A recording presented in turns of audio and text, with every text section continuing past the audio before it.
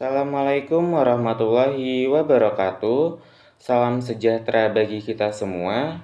Perkenalkan, nama saya Abdullah Al-Munzir dengan NIM 400 401 256 20013. Saya berasal dari program studi Teknologi Rekayasa Kimia Industri, Sekolah Vokasi Universitas Diponegoro.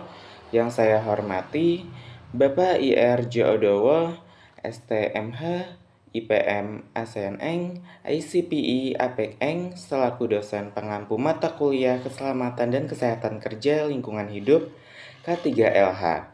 Pada kesempatan kali ini, saya akan membahas unit kompetensi ahli K3, yaitu merancang sistem tanggap darurat.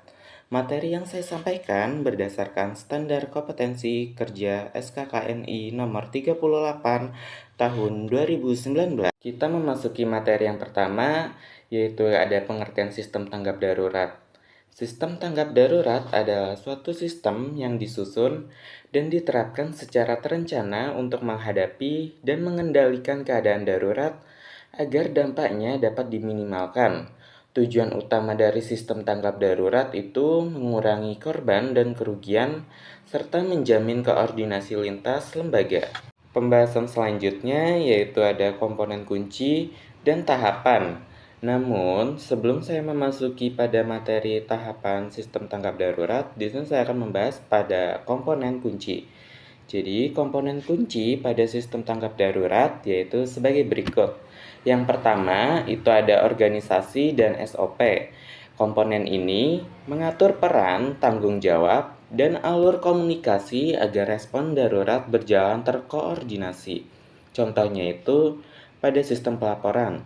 Mekanisme seperti nomor telepon darurat, formulir daring, atau aplikasi khusus yang memungkinkan individu untuk melaporkan insiden atau meminta bantuan dengan cepat.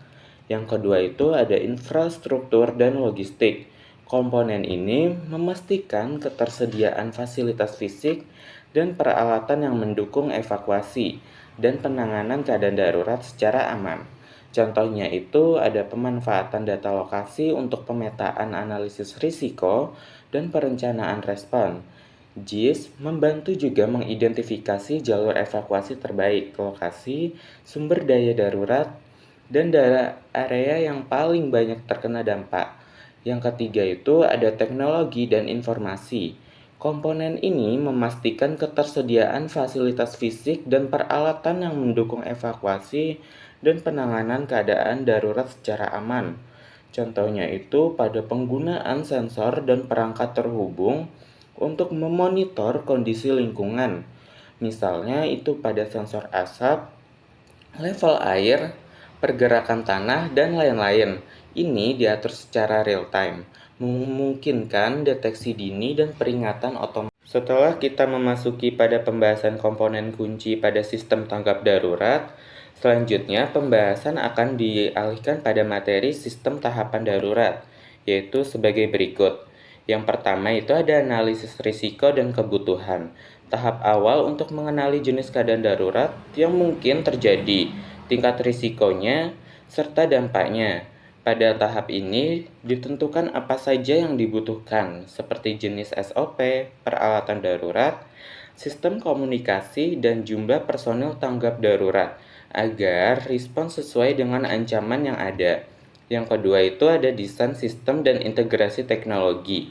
Tahap perancangan sistem tanggap darurat secara menyeluruh dalam bentuk rencana atau blueprint.